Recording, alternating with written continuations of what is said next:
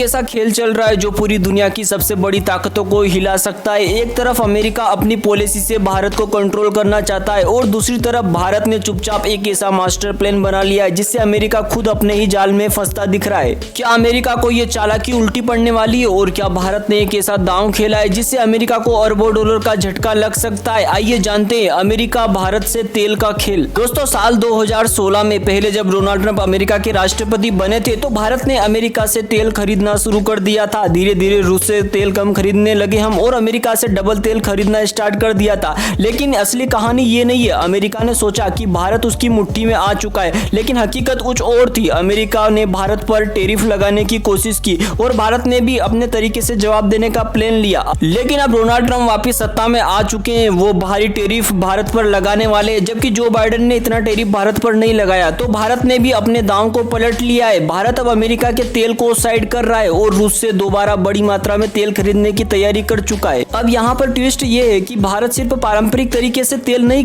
खरीद रहा, बल्कि एक ऐसा तरीका अपनाने वाला है जिसे अमेरिका चाहकर भी रोक नहीं सकता है। जनवरी 2024 में अमेरिका ने रूस पर कड़े प्रतिबंध लगा दिए थे, जिससे भारत और रूस का तेल व्यापार प्रभावित हुआ था। लेकिन भारत ने एक नई तरकीब निकाल ली है, वो है क्रिप्टो करेंसी। अब तेल खरीदने के लिए रुपये को क्रिप्टो में बदला जाएगा, फिर रूस से उसे रूबल में कन्वर्ट कर लिया जाएगा। इससे फायदा यह होगा कि अमेरिका के प्रतिबंध बेअसर हो जाएंगे और भारत रूस का व्यापार जारी रहेगा। अमेरिका के लिए यह बहुत ही बड़ा झटका होगा। अब सवाल ये उठता है कि क्या अमेरिका भारत पर कोई दबाव बनाने की कोशिश करेगा? भारत ने साफ कर दिया है कि वो सिर्फ संयुक्त राष्ट्र के प्रतिबंधों को मानेगा, किसी एक देश के नहीं। मतलब भारत अपने फैसले खुद लेगा और अमेरिका इस पर कुछ बोल भी नहीं सकता है। अब सवाल ये है कि क्या अमेरिका इस चाल को समझ पाएगा या फिर भारत वाकई उसे चकमा दे देगा? कमेंट करके अपनी कीमती राय जरूर बताइएगा कि भारत का रूस से डबल मात्रा में तेल खरीदना क्या अमेरिका को एक बड़ा झटका दे पाएगा? अब दोस्तों, नेक्स्ट इंपॉर्टेंट अपडेट की बात करते हैं। दुनिया में एक बहुत बड़े युद्ध की कगार पर खड़ी है। अमेरिका और ईरान के बीच टकराव इतना बढ़ चुका है कि अब सवाल यह नहीं कि युद्ध होगा या नहीं होगा, बल्कि सवाल यह है कि युद्ध कब होगा।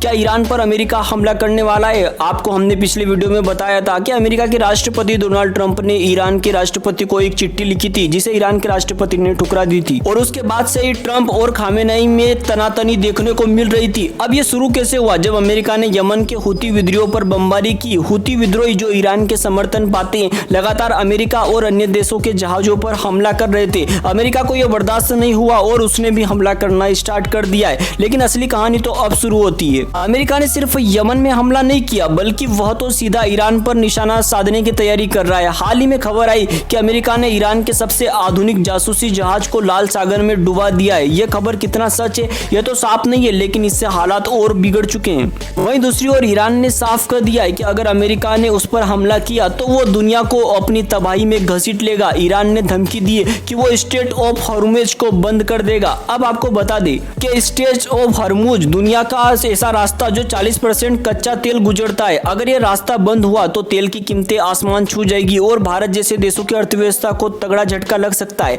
वहीं डोनाल्ड ट्रंप का तो यहाँ तक कहना है कि ईरान का खात्मा करके ही अमेरिका सुरक्षित रह सकता है दुनिया में। लेकिन क्या वाकई ट्रंप युद्ध शुरू करना चाहते हैं और यह सिर्फ एक बड़ी राजनीति का हिस्सा है? कुछ लोग मानते हैं कि ट्रंप अपनी छवि को इतिहास की सबसे ताकतवर राष्ट्रपति बनाने के लिए कार्य कर रहे हैं, इसलिए वो सबसे बड़ा कदम उठा सकते हैं। तो दोस्तों, क्या ये दो देशों का कॉन्फ्लिक्ट वर्ल्ड वार में बदल जाएगा? कमेंट करके अपनी कीमती राय जरूर बताइएगा। अब नेक्स्ट अपडेट में बात करते हैं, जिसमें भारत के सबसे दमदार, सबसे बोल्ड और इंटेलिजेंट मिनिस्टर एस जयशंकर ने फिर से पूरी दुनिया को हैरान कर दिया है। एक ऐसा बयान दिया है जिसने वेस्टर्न देशों की दोहरी नीति को पूरी तरीके से उघाड़ दिया है। यह बयान इतना ताकतवर था कि इंटरनेशनल न्यूज चैनल पर इसे बार बार दिखाया जा रहा है। आखिर जयशंकर सर ने ऐसा क्या कहा जिससे पश्चिमी देशों की पोल खुल गई है? और क्या भारत को 70 साल पहले यूनाइटेड नेशन में जाना चाहिए था या नहीं? आज हम आपको इसकी पूरी कहानी का सच बताने वाले हैं। मामला यह है कि जयशंकर सर इस समय दिल्ली में रायसीना डायलॉग के एक इवेंट में हिस्सा लेने पहुंचे थे। वहां दुनिया के कई बड़े देशों के राजदूत, डिप्लोमेट्स और स्ट्रेटेजिस्ट मौजूद थे।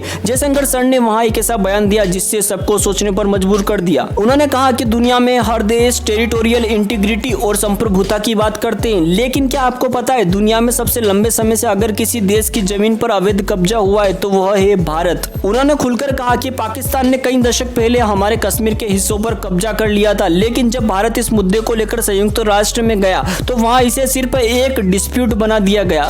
सोचिए, हमला पाकिस्तान करता है, जमीन भारत की हड़प ली जाती है और यूएन दोनों को बराबर कर देता है। क्या यह नहीं आए। जयशंकर ने यहाँ नहीं रुके, उन्होंने America, Britain, Canada, Belgium, Australia जैसे देशों के आड़े हाथे लेते हुए कहा कि अगर रूल बेस्ड ऑर्डर सच में सबके लिए बराबर है तो पाकिस्तान पर भी वही कार्रवाई होनी चाहिए जो आज रूस के खिलाफ हो रही है। लेकिन ऐसा हुआ क्यों? इतना ही नहीं, उन्होंने बताया कि म्यांमार में सैन्य शासन को लेकर पूरी दुनिया चिंता दिखा रही है, लेकिन पाकिस्तान में दशकों से सेना का राज है और वहां कुछ भी हो किसी को फर्क नहीं पड़ता है। ये दोहरे मापदंड आखिर कब तक चलेंगे? साफ शब्दों में कहा कि अगर हमें सिर्फ एक स्ट्रॉन्ग यूएन नहीं बल्कि फेयर यूएन चाहिए, ऐसा संयुक्त राष्ट्र जो पक्षपात न करे बल्कि सभी देशों को समान रूप से देखे।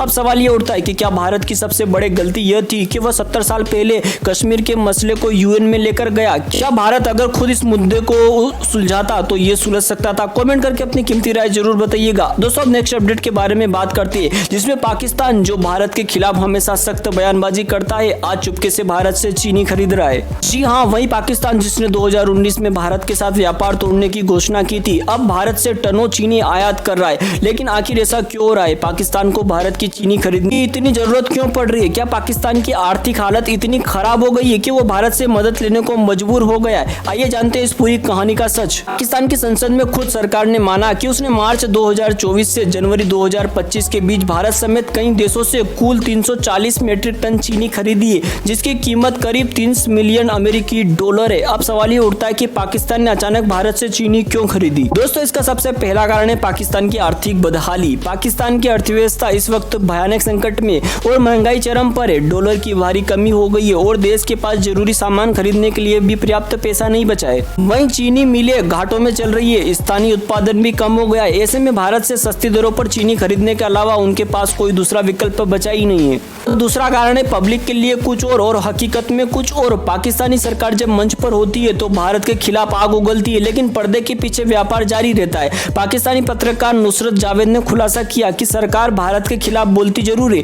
लेकिन जरूरत पड़ने पर भारत से व्यापार भी करती है। अब सवाल यह है कि अगर चीनी महंगाई गई तो टमाटर और प्याज क्यों नहीं? क्या पाकिस्तानी जनता से कुछ छिपाया जा रहा है? और दूसरा कारण यह है कि भारत से एक तरफा व्यापार। 2019 से पहले भारत और पाकिस्तान के बीच व्यापार सामान्य था, लेकिन जब पाकिस्तान ने भारत से व्यापार तोड़ने की घोषणा की तब भारत ने भी उसे मोस्ट फेवर्ड नेशन का दर्जा छीन लिया और भारी टैरिफ लगा दिए। आज भारत और पाकिस्तान को अपना सामान बेचता है, लेकिन पाकिस्तान से कुछ नहीं खरीदता। इससे भारत को फायदा और पाकिस्तान को बड़ा नुकसान होता है। अब सवाल यह है कि भारत और चीन के बीच तनाव के बावजूद व्यापार हो सकता है, तो भारत और पाकिस्तान के बीच क्यों नहीं? आपको क्या लगता है कि पाकिस्तान का भारत से सामान खरीदना फेयर है? कमेंट करके अपनी कीमती राय जरूर बताइएगा। मिलते हैं किसी नए वीडियो में, तब तक के लिए जय हिंद, जय भारत। वीडियो को लाइक और चैनल को सब्सक्राइब जरूर करें।